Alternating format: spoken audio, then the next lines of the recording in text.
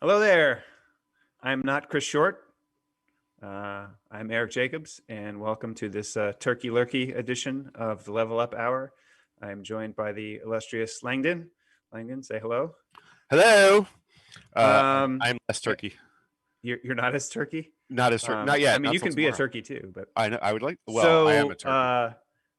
Langdon had a horrible hard drive failure, and it threw off his excellent preparations, and so we are going to sort of do some random Q&A, but I'll let Landon.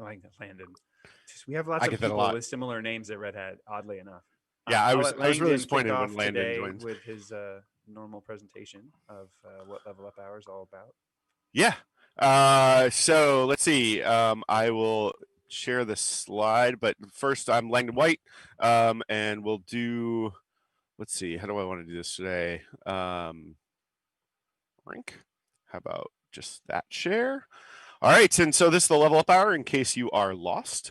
And here is where we talk about why containers are super useful for kind of everybody. You don't have to be just a developer. You don't have to be just a programmer. They can be really useful for, kind of regular admins.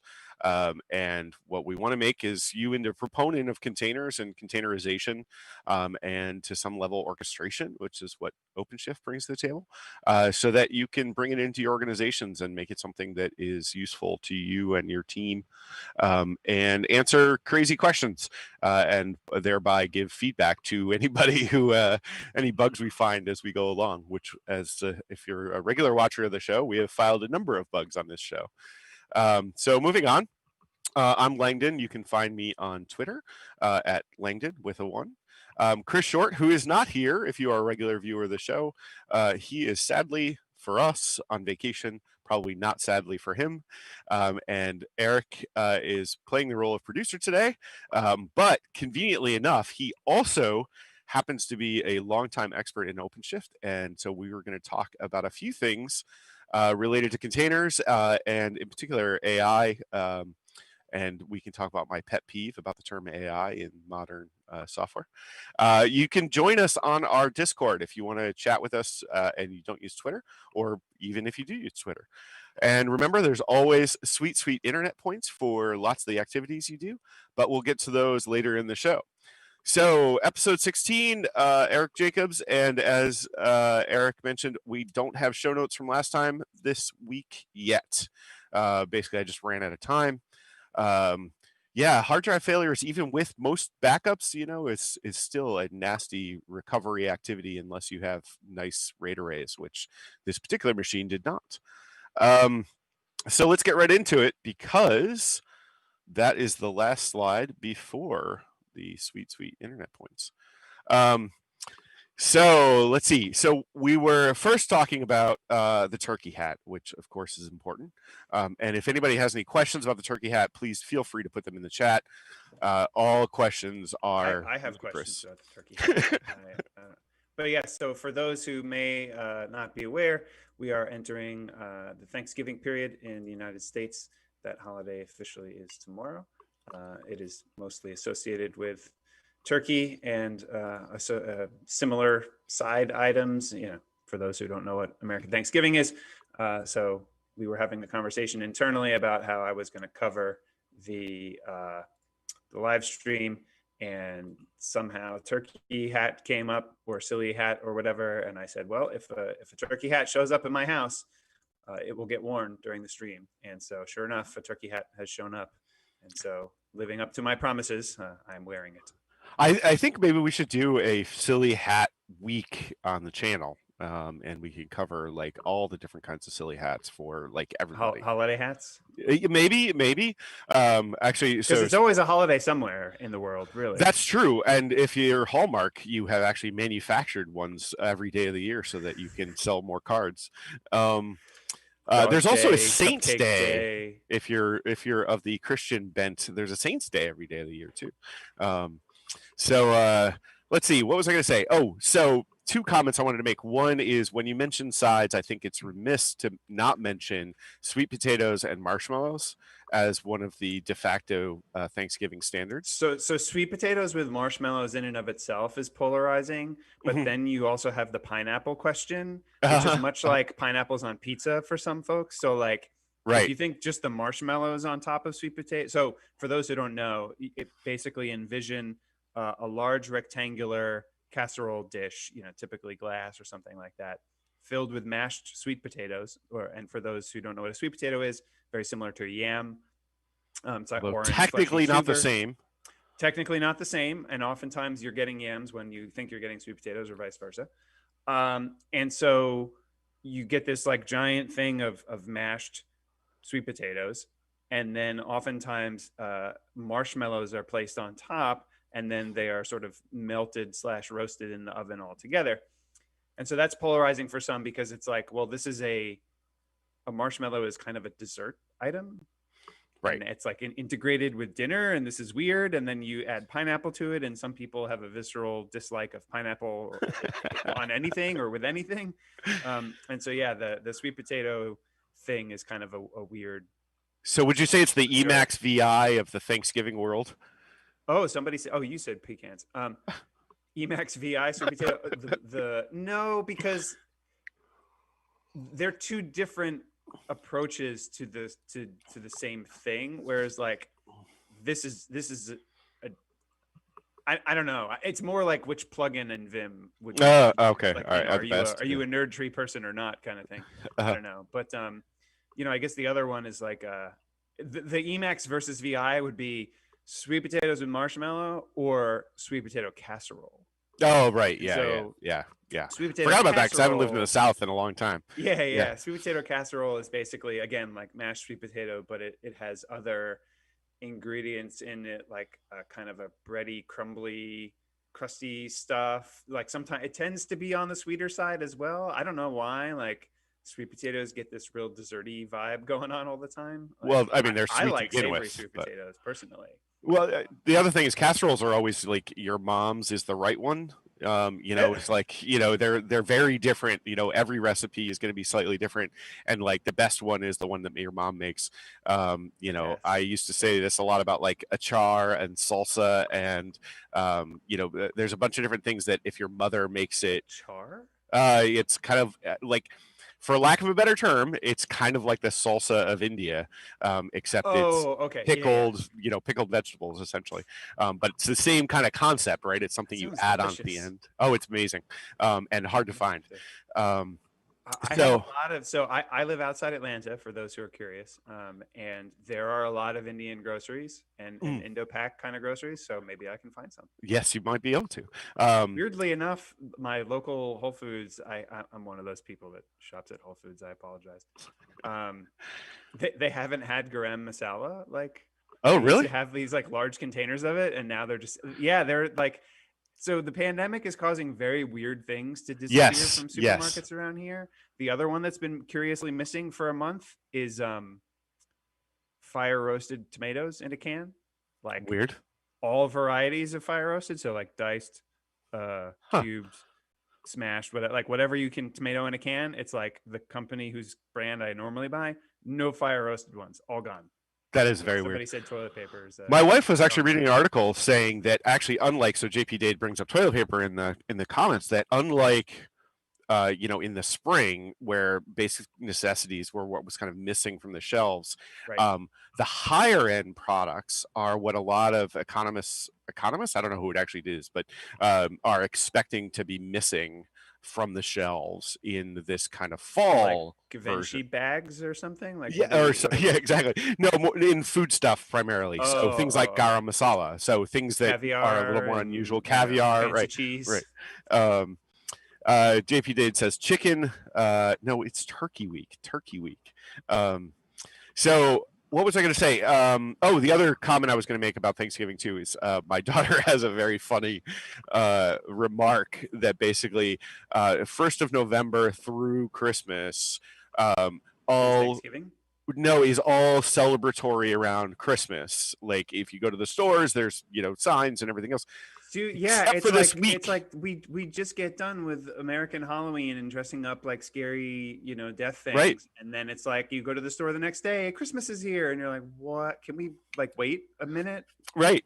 Well, she says maybe you to take the come? week off for Thanksgiving and do Thanksgiving, and then you go take back the to Christmas. week off of Christmas Yes. to do Thanksgiving. Right. Which I thought was very amusing. Should we talk about Linux or something? Oh, we could. That would be interesting. I mean, I'm fine just doing happy hour for an hour the day before Thanksgiving. So JP Dade, if you want more things that put you to sleep, so tryptophan, right, is this cool stuff that's in turkey that makes anything that you eat afterwards taste better. But another one that a lot of people don't know is artichoke. Has it as well, and so that's why it's often served as an appetizer when it's served, which is relatively rare, at least on the East Coast. And so artichoke. But they're so awesome. I love them. I know. So the reward effort versus reward curve. The value proposition of artichoke is difficult. And what idiot tried it the first time? Right? Like this can you imagine? True of pretty much everything in human history, dude. Right. I still find it mind. Look at mushrooms, right? Because 3 people got it wrong and died, and then the 4th one was like, "Oh, this one didn't kill me, so we're good." Mushrooms are interesting though because they're also very different in the U.S. versus Europe. In Europe, most of the time, if you pick a mushroom, it won't kill you. Whereas in the U.S., most of the time, if you pick a mushroom, it will kill you. So it's basically the different varieties. Species. Yeah, species. That's the word I was looking for. Are much more common in Europe. Argo CD. with mushrooms? In a mushroom? That seems like or is that how you make sure that they're clean? All right. Oh man. So moving on. Part of I took advantage of the fact that Erik was going to host the show and say, hey, why don't we talk a little bit about stuff you like to talk about? And one of the things that you brought up before the show was, kind of the size difference between and one of the advantages of containers, right, is basically it's huge. Their portability, right? What's huge? Sorry. I don't know. I thought you were referencing like one of the Twitch questions. Chris is on vacation, Narendev. So let's see. And so we were kind of talking about their portability. And one of the things where, I lost my window. Here, window. Oh, there it is. So one of the things we want to show was, let's see, kind of the size and portability difference between, kind of using a container and using a virtual machine. So first and foremost, let's make sure I don't have anything of questionable taste. But I was going to show, I use Vert Manager a lot. And let me move this and I'll just share the screen. And so if you kind of see, if we have Vert Manager here, I was joking around about this because I was doing like really weird things with your screen share for the stuff you're not sharing. There's like these weird grayed out things. It's fine. Like, I'm not complaining. It's just like, it's the first time I've noticed that. Oh, it looks all right to me on the Twitch stream. Well, there's like a gray box on the right with. Oh no, that's the video of us. I thought Zoom was smart enough to not share that. Whatever. Anyway. Well, yeah, I just work here. I just work here. So what I was the reason this was particularly interesting was part of my hard drive failure was I lost the machine that I use for this show. And so I was recreating it. There's not a lot on it, so it wasn't too big a deal. But it's a RHEL install, and all that stuff. So I made it on this machine here, this Fish Jump Mist, and I created this, TLUH VM. But I actually want it over on this machine, which is Hemdall. In case you're interested, I name all of my machines after Norse gods. So I was gonna say that sounded familiar, but is Fish Jump a Norse god? No, Mist and Hemdall are. Fish Jump is the name of the freelance company that I have had for many, many years. Got it. So let's see. So I was like, all right, hey, I'll just go, to this like migrate button, which is normally at least not grayed out. I don't know why. Oh, maybe because it's off. Are you? Oh yeah, you can't migrate Yeah. a off machine. So, I was like, hey, I'll migrate it from, one to the other and click the migrate button, and, nope. And so, okay, so I'll allow unsafe and we'll try it again, and then nope. And then I'm just like, I don't even know what this means, so I just kind of gave up here. So It I was, means no such file or directory, dude. yeah, but if that doesn't exist, then I can't be running KVM at all. So that doesn't seem logical. So then what do? Well, then I have to, kind of go, oh boy, go over to, one of the machines, right? And then I have to, SCP it around or rsync it around. But then what you were kind of pointing out was, how good is your storage? And I will say, so just to make it a little easier to read, so this is 1.7 gigs, which I'm actually a little surprised it's reporting that, because I thought it was going to report 100 gigs, because if we do, oh boy, not marshmallows. As often comes up in this show, my copy paste buffer gets foobar. So, how about, no? Oh, it's because it's running, I guess? I didn't know. What? I didn't know you couldn't do that. Maybe there's some flag or something. But let me just do a different one. Yeah, why does QEMU image need write access? Yeah, I don't know, especially to do info. So not quite the example I wanted to show, but so this is actually reporting 1.1 gig. I wonder if this is a feature of RHEL 8.3, because I swear it used to report the virtual size if you did an LS. But the disk size maybe there's a LS flag that tells you not to that tells you to report the sparse size versus the actual on disk size, and that's now default, or something. I don't know. So disk size is 1 gig, 10 gigs. So that means I got to move a gig around, right? Which, that's not too bad. But even in this case, which is a very minimal machine, it's actually already up to 1.7 gigs, right? Whereas by comparison, let's see if I can actually log into that machine, which would be handy.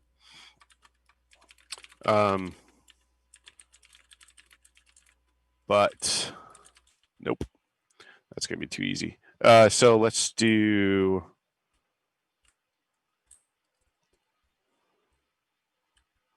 Oh goodness, I have to find my my cool command so that I can remember how to do this.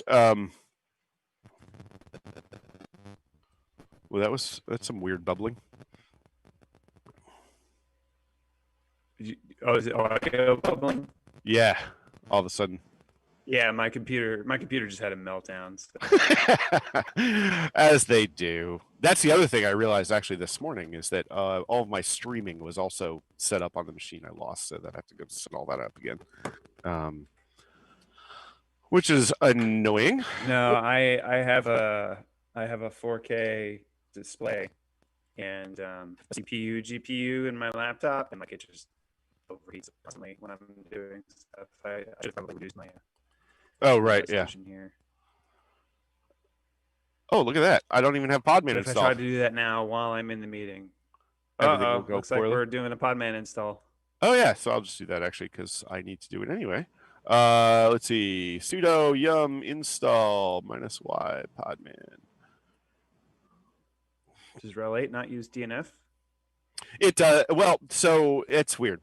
One of the important things with RHEL 8 was to make. You can see my ignorance level here of RHEL. I mean, I've been a Fedora guy for a while. So. Right. So was to make as transparent a move from RHEL 7 to RHEL 8 as possible. So technically speaking, what is actually running underneath is DNF. However, it's Yum is front-ending DNF. Well, the letters are. There is no actual yum installed anywhere. I can't remember if it's just symlinked or if it's actually the file is actually called yum. But why don't you show us? Yeah, I don't know. I should do that, but I'm waiting for the install. So the thing so part of the reason I try to use yum, the 3 letters all the time on RHEL to look for bugs, honestly, to see if there's any mismatches between how you use yum and how you use DNF. So let's see, user bin probably. Why not? You could witch it. Oh yeah, it is just a pointer. Yeah, yum is linked to DNF. I don't know if you guys can see that color, but I always have problems with my fonts on here. Do you ever use the witch trick?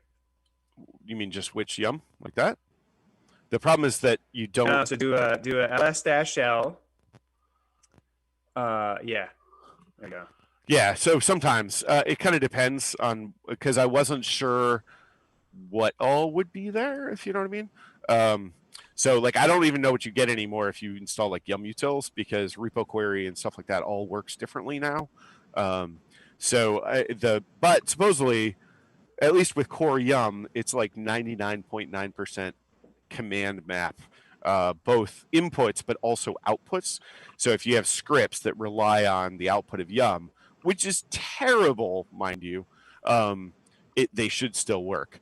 So PodMan is a wrapper, much like yum is a wrapper or something.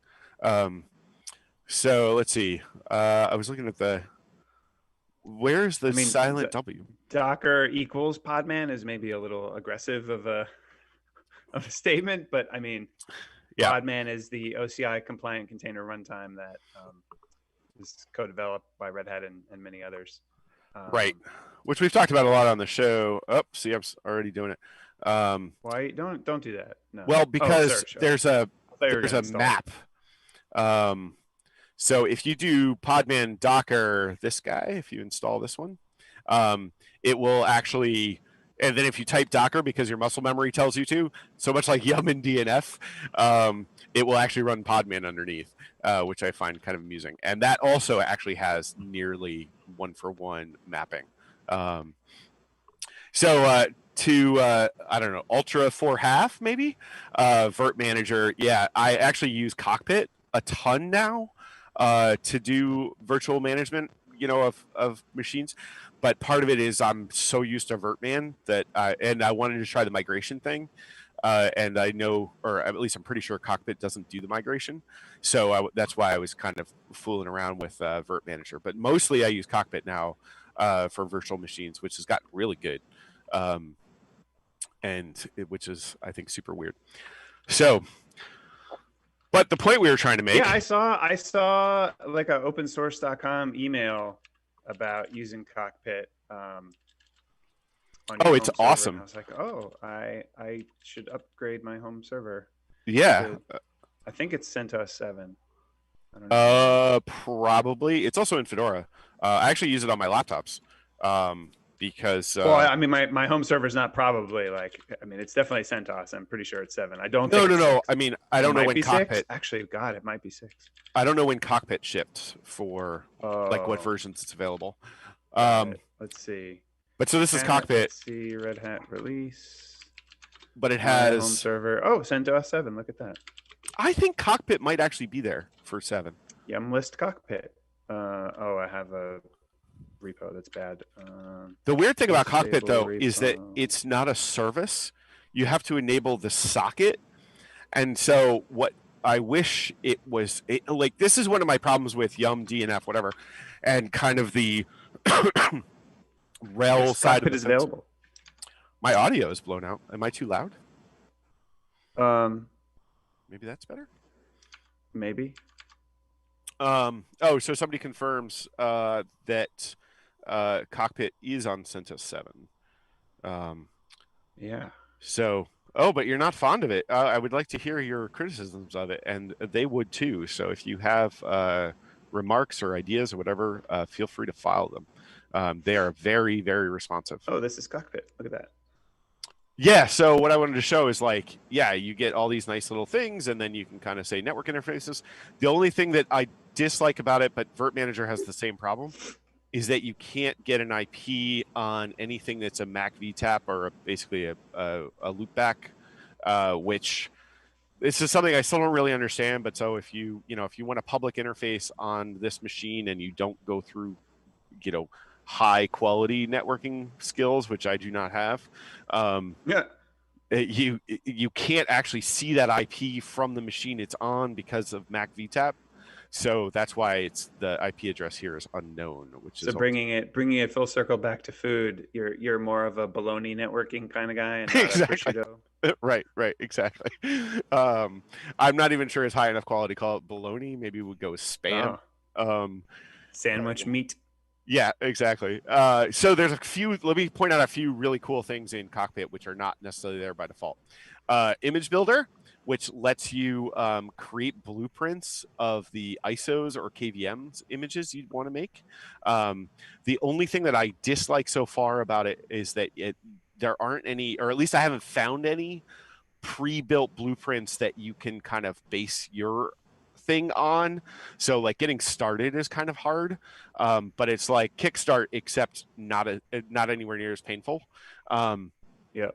This virtualization So thing. This is a contentious question unrelated to Cockpit.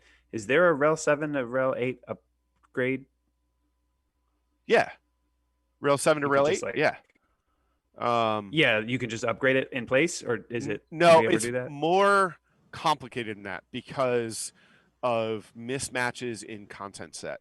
So there is an upgrade tool that it will kind of walk you through how you do the upgrade. I of course can't remember what it's called off the top of my head though. Maybe I will ambitiously upgrade my 7 box at some point. So I'm pretty sure the upstream name of it was Leap, LEAP, maybe 2 P's. But I'm not sure what the product shipped as. It might have shipped as Leap, but it might have shipped as something else.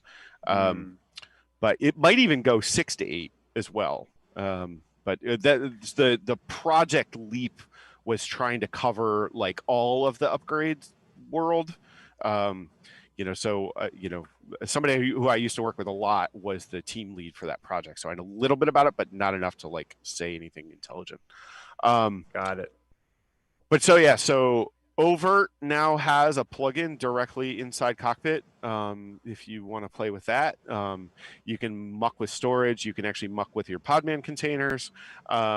Obviously, the machine I'm pointing at is probably not the best choice, just because. Hey, somebody asked about RHEL 9. I don't think we have anything that we can share, but I'm sure that RHEL 9 is coming. So. I do know that with the release of RHEL 8, there was a public commitment. Oh, wrong username and password. There was a public commitment to be much Baloney, more... just in case you forgot the password. Yeah, exactly. Hey, look, 2 failed login attempts. I wonder who those were. One of them was you. Yeah. So what was I saying? A commitment to have much more regular RHEL releases, in the approximately 3-year time frame. So we're coming up on a 3-year time frame since the release of RHEL 8. So has it been 3 years since RHEL 8 came out? Let's find out for sure. We can ask Wikipedia. But yeah, I think so. Oh my gosh. We're already on 8.3. Got old really fast. Which is crazy. Red Hat Enterprise Linux, I've heard of that. Let's see. Release date. October, it was just there. Did it? Yeah. 2019. So, no, it has not been. It hasn't been 3 years. Well, it's like, dude, there's no way. Well, no. So if there was, but alphas tend to come out like a year before the release. I wouldn't know. Yeah, I don't know. So I guess it's not that long. No, that can't be right. 18 months ago? Wow. Time flies when you're having pandemic. All right, moving on. Let's see. So what we wanted to show was Red Hat.io. What? Oh, God. Oh, I got this earlier, too, about SHM. I couldn't use Ansible on a machine for some reason. What's going on? You need to reboot. Yeah, I wonder if that's the problem. Let's just do this where I know things work. But so we can do PodMan. PodMan. Exactly. That was a lot of different words. UBI 8 minimal. Are you using IPv6 at home? No, okay, never mind. I just No, see the FFF. but I haven't turned it off, and I swear it's half my problems. So if we say PodMan images, now we see our 104 meg UBI8 minimal. Even if we do the big one and just get UBI8, you're still talking, let's see, how big? I think it's like 200 megs. Look at that, 208. And so that's full yum, I think, in regular UBI8, right? Correct. Yeah, this is UBI8 micro minimal DNF. uses micro DNF. Yeah, Right. And so the point of this exercise, which has taken us all around the mulberry bush, is as it always does. One of many organizations are still living in a virtual machine world, and that's fine. But a couple of the big things about VMs versus containers, massive storage duplication, which has been solved to a certain extent by third parties, but then it's like you're basically paying somebody else to fix a technological shortcoming in the technology of virtual machines. So yeah, okay, fine, you can dedupe to a certain extent all this other stuff, but you're still using a ton of space basically with the same stuff everywhere. Right. And then you're sort of managing all of these individual instances of operating systems. Whereas with a container, you look at something like UBI8 minimal, and I don't know if you want to jump into an instance of that and like see if you can micro DNF install HTTPD and commit it, and then we'll see, what we end up with. But you end up with something much smaller, which is then much more portable. So as you're adding hosts to your environment, and then you're sort of spinning up these containers in different places, you're not moving disk images around as much. And then the other benefit is you fix, if you have to patch, quote unquote, or upgrade or update, you do that once with one base image, and then you just like shoot that thing. Well, that's the other thing I was make the point of too, is like distribution in general is so much easier, because there's like the whole concept of having a repository of images and all that stuff is just built in to the concept of our current container world, right? I mean, containers have been around for a long time, but we do have to give props to Docker for really making them consumable. And one of the things that they did that was the big thing, containerization as a technology. I'm trying to pull up Twitch chat on my phone. Containerization as a technology has been around for a really long time. Slayer zones, all these other things, like the technology itself isn't new.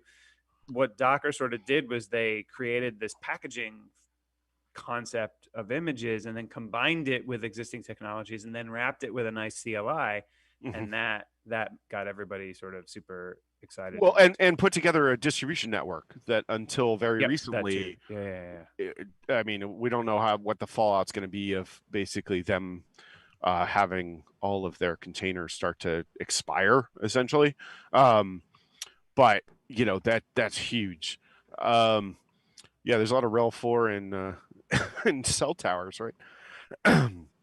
is the way I hear it.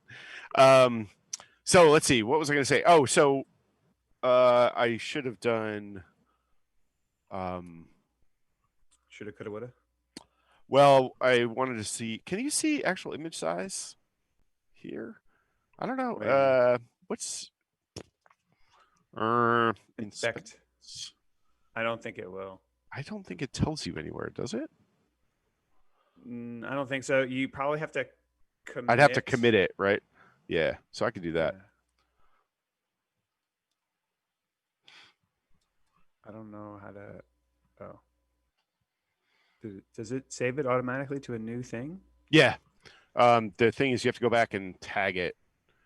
If you want something useful out of it. So this is an Apache container based on RHEL 8, and it's 177 megs. Exactly. And that's probably an expensive Apache container.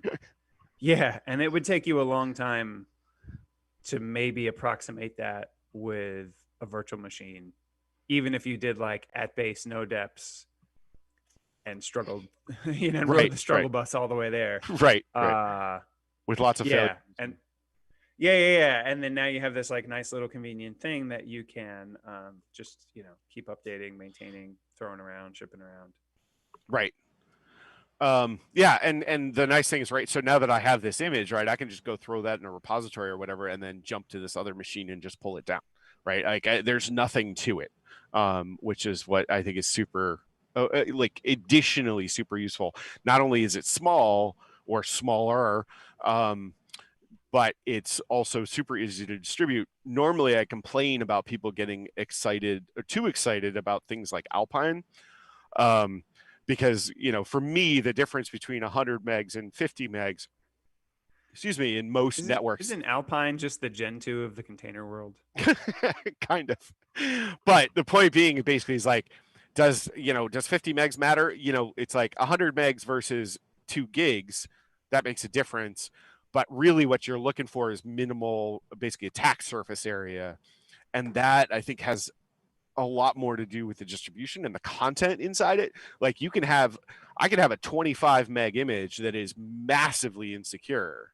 Like the physical size of the image doesn't make any difference whatsoever. It has to do with the content that's in that image, whether the attack surface is actually small. Does that make sense? Well, and yeah, it does. But I think a lot of people get wrapped around the axle about attack surface because there's stuff in a system. But unless that stuff is running, it's not an attack surface. To Like some extent. I mean, anything that's socket activated, right, is still attackable. Anything that's, you can sometimes kind of, punch through. Yes, I mean, you still have to have something listening. But it there also has to means be that you've got to something to update attack that like it's there has to be something to attack. And okay, yeah, sure, there's stuff that can be activated on socket, but that's configuring your system 101 kind of stuff. Like you shouldn't be Well, using Zynet one of the key. things we should, one of the things we should talk about, right, is, at some point, is there's a what's his name, Gross. There's a really cool demo by a security person named, I think his name is David Gross, security, and what he does is he has a demo of 2 different VMs inside AWS, which he has set up under different accounts. So they're like both not owned by him, if you know what I mean. That's faked a little bit. Right. He runs a YouTube video in one and hacks from the other one to stream the video into the other one using basically, I think it's some of the meltdown bugs. But he's also, if you ever heard of rowhammer.js. Oh, so Rowhammer is basically a JavaScript library or app or whatever you might want to call it that can crack a machine based on somebody coming to your website. And so he did that as another demo. But yeah, he's super famous for Rowhammer. But then he, like a year or two ago, he did this really crazy video about video, which I thought was funny. Gruss, that's it. Gruss. I'll put the link in the chat. So what was the oh yeah, you said meltdown. I think that's what it was. I can't remember what technique he used. So the thing I put in the chat is just his about Rowhammer. And it's just he's really interesting. The stuff he's been doing. So if you want to see crazy security stuff, he's a good one to go check out. All right. So what I wanted to move on to before we run out of time is you've been recently getting into AI and OpenShift, and I'm curious, coming from primarily an admin background, right? Like, what is interesting about that for you? Like, what about that aspect? Is it, is it the actual AI stuff, or is it how AI interacts with OpenShift? So most of my everything in career wise is fairly self-serving. And so I have like personal interests in AI and machine learning for side project stuff. And so it's like, well, we do a lot of that at Red Hat. So I guess that makes sense for me to spend time there because I'll have to learn it and then I'll end up knowing more about it. And so it sort of just bleeds into, human beings are inherently selfish. And so that's really what it's all about. I hear you. But And yeah, so I find that sort of all that stuff is like pretty fascinating, right? The fact that we have these mathematical models that can help predict things. And so you give this thing some inputs and it predicts, a class. It's spam, it's not spam, it's a hot dog, it's not a hot dog. right, right. And so, those things are cool. And so it's just interesting to see how you actually do machine learning, and then what the sort of real world applications are for things like predictive maintenance or fraud detection or whatever. And so, Red Hat's been getting pretty involved in this space through Open Data Hub and through our partnerships with other companies, and just sort of watching that whole thing evolve and sort of helping customers understand how they can do it with OpenShift and the rest of the Red Hat portfolio. I just find all those things really interesting. So Well, so what I was how I wandered in there. or what I wondered if what was interesting for you was like pushing GPU access through to containers, which I mean, it's interesting, but like I haven't run across any scenarios where that is required personally. Like in any of the things that I've touched or done, I've helped build some of the demos of doing things with GPUs, and I kind of loosely understand a little bit about how that stuff works. So it's interesting in the context of like OpenShift and containers make it pretty easy to provide access to GPUs to data scientists so that they can do their, model training and fitting and predictions and other things. I just haven't done any of it directly myself. I hear you. Yeah, so I did a bunch of AI work in college, and so one of my pet peeves is machine learning being classified as AI, which in many, many ways it's really not. It's really just fancy statistics. But the GP, like one of the challenges I think in this kind of like highly distributed world is how do you kind of leverage. So the thing about machine learning, generally speaking, is it uses much more like set theory to do its numerics or to do its calculations, right? A lot like statistics does, which is why GPUs are better at it, right? I didn't say I remembered college, just what I did there. It depends on complexity of many things, and whether you're talking about fitting and training versus actual predictions and et cetera. I sort of share your pet peeve, but I think if you look at, and I can pull up the Venn diagram that we use with customers to show you, like, machine learning from Red Hat's perspective is a subset of artificial intelligence, because artificial intelligence is the entire category of software that does things that look like humans. So any task that a human can do that is performed by software is what we would consider to be some form of artificial intelligence. Yes, machine learning is a specific subset of that, where you're leveraging fancy statistics to make predictions. But making predictions is something that a human could and would do given the set of data and a knowledge of statistics, right? Like, so spam detection, right? I can look at an email as a human and be like, okay, this looks like junk mail. It's spam, it's not spam. That's a label classification task that a human can easily perform. So while it falls under the specific genre called machine learning, because it uses those algorithms and it's a label classification task, which is considered machine learning and blah, blah, blah, it still falls into this like bigger umbrella of artificial intelligence, again, as far as the way that we message and discuss it, because you're using software to do something that a human would normally do. You're replacing a human task with an algorithm, basically. So in that definition, my pet peeve starts to fall down. I guess the distinction I make is that, or the way I tend to think about it, is that AI is functions a computer can do that we don't know how they do it. And so if you look at things like deep learning or like neural networks or other kinds of like traditional AI, right. And if you look at, let me go grab the Venn diagram, because okay, yeah, I haven't seen this. Now I'm curious. But to AI, Debo MC's point, right? Yes, semantics argument is incoming. I think maybe that is a semantic difference, right? Is like, how do you define the term AI? And then so much of what we do today is playing, a lot of time that we spend with customers is level setting and making sure that when we use a word that the customer or the client understands the word that we're using. All right, how do I do this? In the same way we Share do, my right? screen.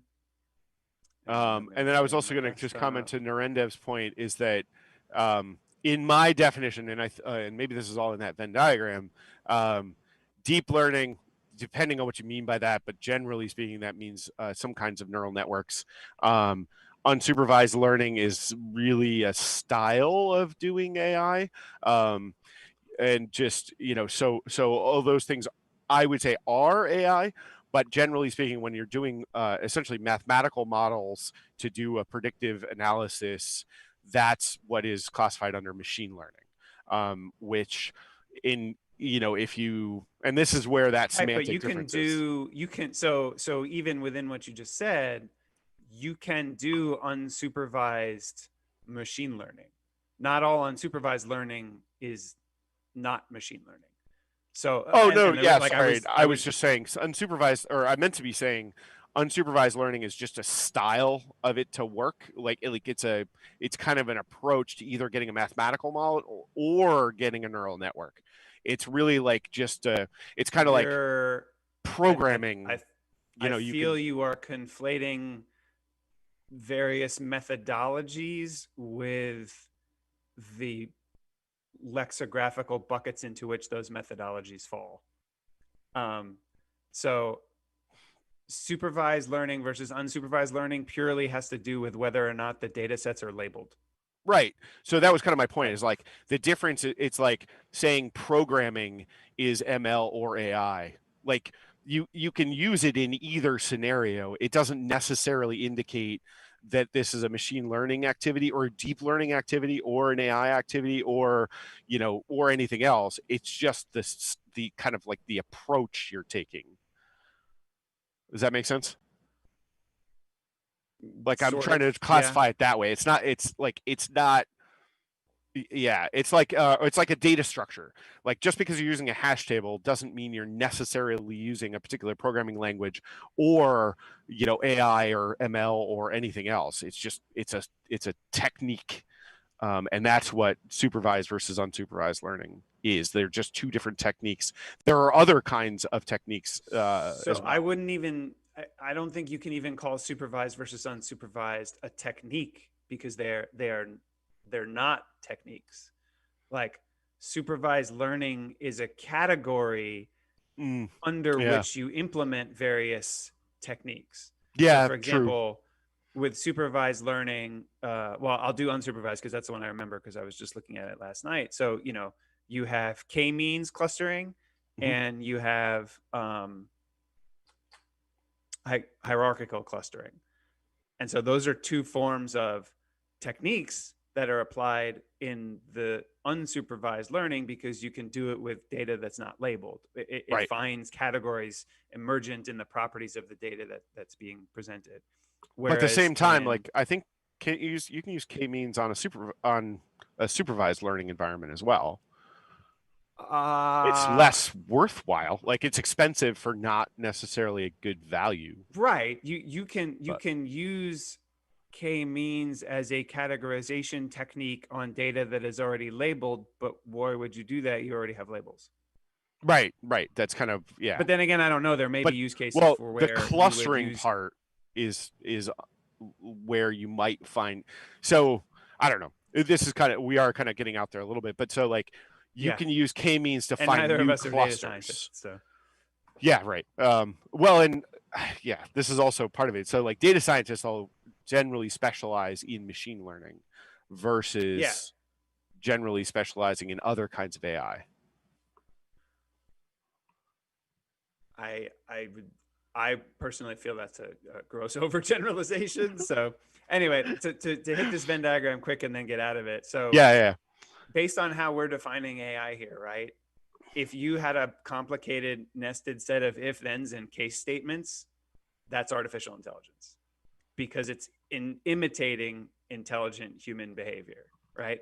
Even Dr. Spezzo, under this definition, is artificial intelligence because it imitates intelligent human behavior. It is not using machine learning because it's not learning anything. It's just faking, like you explicitly coded the behavior. That's what made it sort of appear to be artificially intelligent. Machine learning is I'm not explicitly coding the behavior.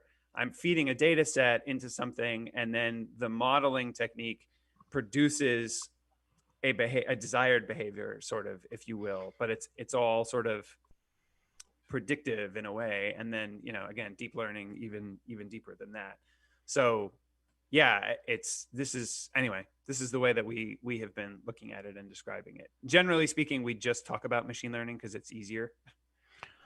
Yeah, well, I mean, this is kind of one of those, like, those tipping points or change points that you have in your life, where I'm curious how my life kind of would have been different, because I was doing neural networks in college, and then I went and worked for an R&D center, like, immediately out of college, and then I bailed out and went to software consulting. And I'm curious if I had stuck in that space, what would have been different kind of in my life, if you know what I mean. You'd be making a lot more money. Perhaps. Chris Short has appeared in the chat because he loves the hat. He just showed up to see the hat. Spawned in. So okay, before we run out of time, I wanted to talk about. Did we do anything today? Points. We spent like 4 minutes talking about containers. Yeah, that's okay. On Linux. This show's awesome because we talk about everything, right? People are level. Yes, the turkey is impressively browned. It is nice and golden brown. It is. Is it crispy though? People are leveled up by our discussion of all things. Yes, exactly. And let's see. So, why does Rex get a special color? Does Rex?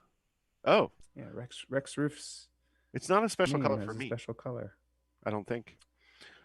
Special icon next which might be that might be paying for Discord, maybe. Is that what it is? Or not paying for Twitch rather. I don't know. All right, so some sweet internet points. I think Rex Roof, I think he meant the icon you have. I like that I'm the show info. Really? Oh, yeah, well, the title is the show. Is the title? Okay. Yeah.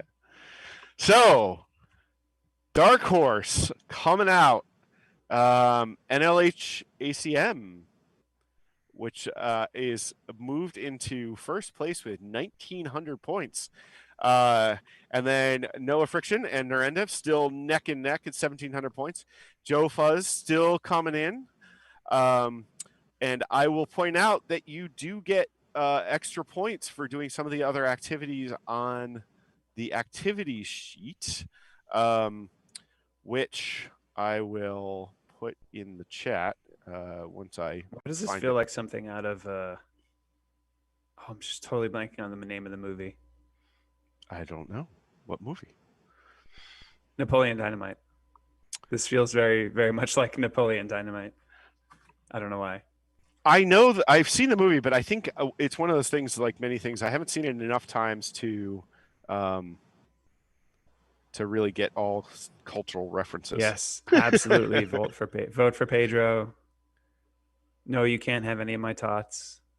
Have you taken that bike off any sweet jumps? Come on. Now I feel like I should go watch it again. All right. So, but if you want to get more points for this show, go and fill in the level up form and file for points. You win points for joining our Discord. You win points for doing a pull request or doing issues against the episode's repo. And all of that is explained in the activities link, which I linked a little bit earlier. I get the sense that we should be burying the code like in the middle of the episode so that you have to at least try to watch it. Well, it's pretty random is where it ends up landing. So okay. Yeah. So I just got lucky that it came at the end. Yeah. Generally we're pretty erratic about it. So to that end, exactly. And at the same time, it's sweet internet points. I'm not trying all that hard to make it so that people can't get points. But yeah, so yeah, definitely. I don't want to make it hard for people to get points. I'm just saying.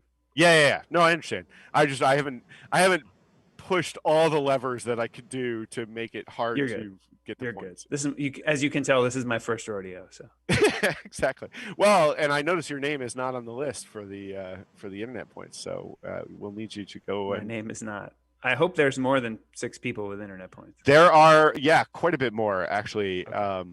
So I just pulled the top 6. I didn't actually count. I just said 6, so yeah, that's pretty good because that was a good estimate. That was a good estimate. All right. So anything else we want to try to cover in the show? We are at 5 of, so we're almost over. However, I do like the level up hour to never be exactly an hour because it's funny to me because I have a very poor sense of humor. The level up 54 minutes and 36 seconds. Exactly. Or the level up, 93 minutes and, 76 seconds or 26 seconds. 93 is significantly not an hour. Yes. That is very not hour. So Debo MC is definitely have some more comments about ML and AI. Feel free to move to the Discord if you want to chat about those some more. Are there any other? Yes. If you want to continue your lexicographical arguments prior to Thanksgiving, it's funny. Like I'd rather be arguing about this than about politics on Thanksgiving. There is that. However, I think the vast majority of people will not be arguing about politics this Thanksgiving because they are mostly not going to be traveling to see family, which is not traveling doesn't mean they're not going to argue about well, that's true. There's always Zoom, right? Yeah. I also find it amazing that Zoom has now entered the lexicon of English as much as Googling someone has done. It's a verb now. Yeah. It's kind of crazy. Zoom your friends. Yeah, and they came out of nowhere. And am I the only one that immediately thinks of old school, very high quality modems? Oh, it's funny.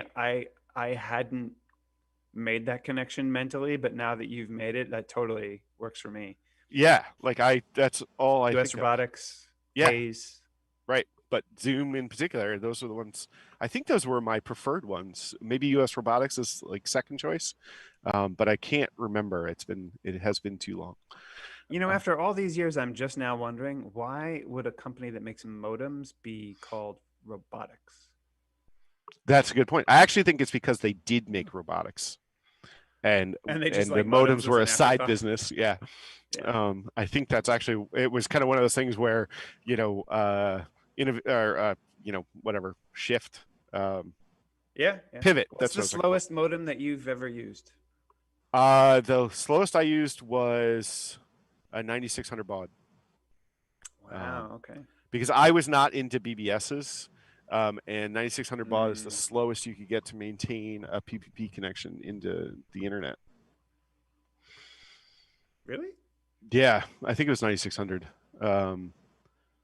Yeah, I'm trying to remember. So my first job in tech really was actually working tech support for an ISP, way back in the day, and that's what I vaguely remember from that was one of the things we would have to check with on our customers is like, did you buy a fast enough modem? Because it ain't gonna work if it's not fast enough. Yeah. So yeah, crazy. Oh wait, no, 2400. Oh yeah. Wait, no, definitely 2400. I had one of those. Did I have a 1200? I was thinking it was like 300, 9600. I missed a bunch of jumps in there. But I think I had a 300 baud modem that I didn't use very much. And then I jumped to something like maybe it was a 1200 that was a minimum. Now I'm gonna have to go look it up. I'm curious. Yeah. So, all right. Anything else we should cover, or should we wrap it up and call it a Thanksgiving? S0 equals 0. No. Oh, is that one of the AT codes? Come on. Yeah. I did know most of those too. My interview for that job was get this Mac on the internet. That was my interview. Oh God. Yeah, it was pretty funny. No, man, I think we're good. If we hit the button now, we'll actually come in slightly under an hour. Maybe this will be the first show that's exactly an hour. That would be kind of funny. I don't know that I can get it that precise, but I'll hit the stop button now and it'll be that way. All right, sir. All right. Happy Thanksgiving. Happy Thanksgiving to all of y'all, and to you as well, Eric. And we'll see you soon. Bye.